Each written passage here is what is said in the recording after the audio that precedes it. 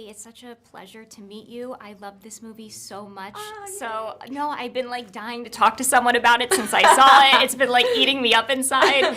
So this is such a joy. Just congratulations. Thank you.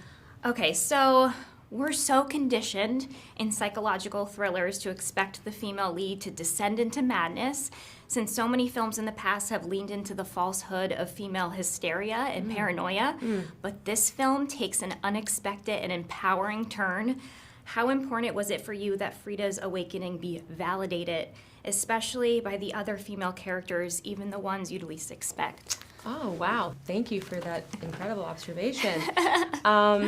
Yeah, I think that I wanted to play with, like, kind of subverting the audience's expectations, you know what I mean? So, you know, and specifically wanting the movie to me tonally shifts once Frida realizes what's going on. To me, the movie becomes funnier because you're not laughing at them, you're laughing with them. And once you're in on the joke, everything kind of shifts, like the perspective changes of the room. And, you know, specifically I think the moment you're talking about where, you know, Frida's reality has kind of been unraveling, and then once she shares that information with another woman, it's not "you're crazy," it's like, oh, of course. Yeah. You know, we know how it is, you know, and I think that's the real perspective of this film. This is from a woman's perspective, you know, and we know what we're talking about. We know what this 100%. experience is like. Yeah. We know what the breadcrumbs lead to, you know? Yeah. No, it's brilliant. I have chills thinking about it. I was telling Naomi, it was like, I started cheering, but I was crying. I was having all this like visceral reaction, and it was such a powerful experience. I also want to talk about the animal theme, because obviously we have the animal nail art, but I mean, how clever and brilliant to make sort of the snakes the saviors and the men the animals. Just talk to me about the inspiration behind that. Well, I was really inspired by the Garden of Eden and that story, and that's actually where the concept of the island came from in the first place. This place that, you know, feels like heaven, but is an illusion. And, you know, I've always been so fascinated with that story of Eve and the serpent and the knowledge, and, you know, it being like this negative thing that she wanted information. So true. And so I think I kind of took that concept and ran with it and kind of infused my opinions into the story. Yeah, it was brilliant. I love that. Now I need to rewatch it, having that in mind.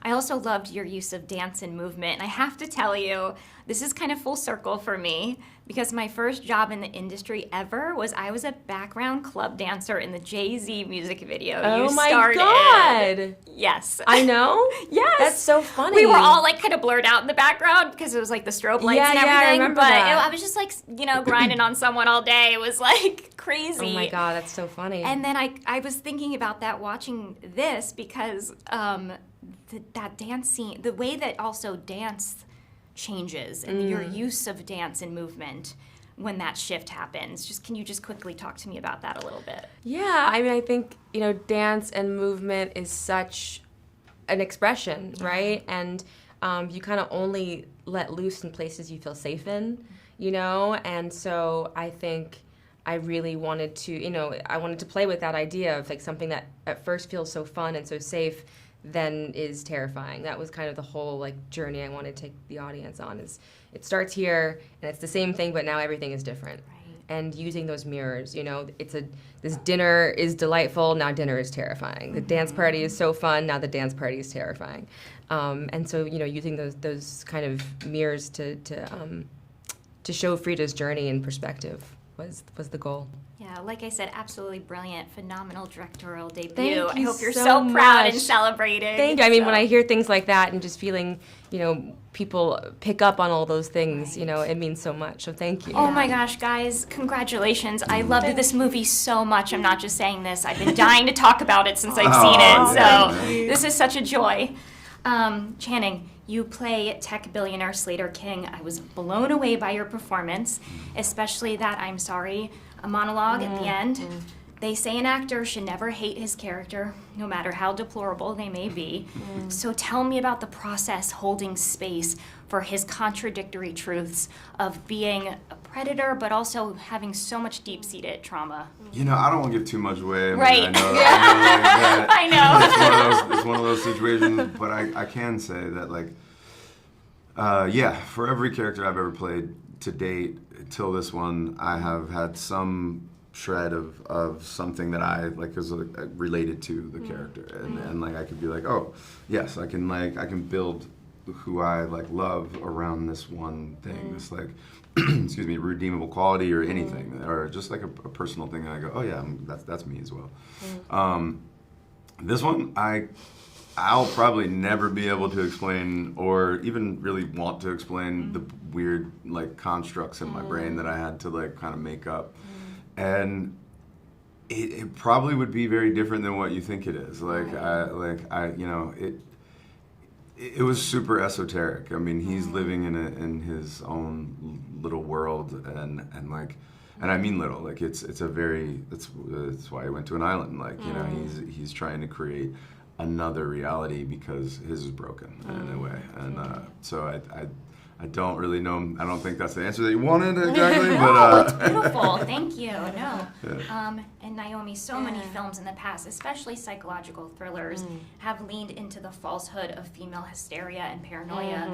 But in this film, your brilliant performance, it takes an empowering turn. Oh, thank you. I'm curious how, as both an actor and just a lover of storytelling, you know, what did it mean to you to reclaim that narrative? Oh man, thank you for asking that.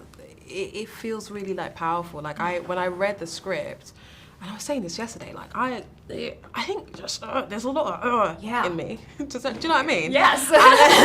And like reading this felt very freeing, and I'm like constantly grateful to Zoe for allowing me that.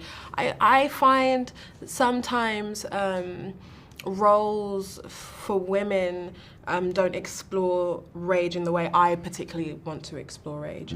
And the way I want to explore rage, sometimes it's more violent than is what is shown in movies or the scripts that I have received in the past. And this allowed me to really just go for it.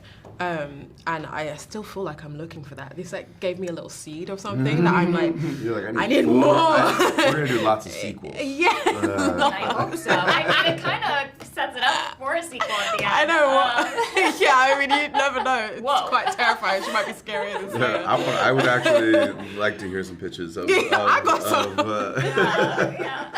We'll talk after. Great. No, I mean, I felt the same way when I watched it. Not to spoil, but when it happens, I wanted to like get up. I was like, I almost was like in tears, but I was also, you know, clapping. It was so empowering. It's visceral. Oh, it's visceral, and there's something about the way that it's been put together as well, in the editing, the sound that really puts you in that. It's a very immersive experience.